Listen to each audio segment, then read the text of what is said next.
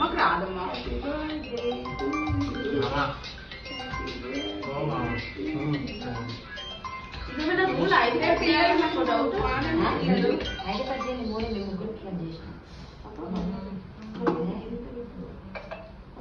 Friends, good evening. Welcome to my channel. Rani మా friend, మీ writer అన్నమాట. సాంగ్స్ చాలా బాగా రాస్తుంది. ఆమె బర్త్డే పక్కనే ఉంటుంది అన్నమాట.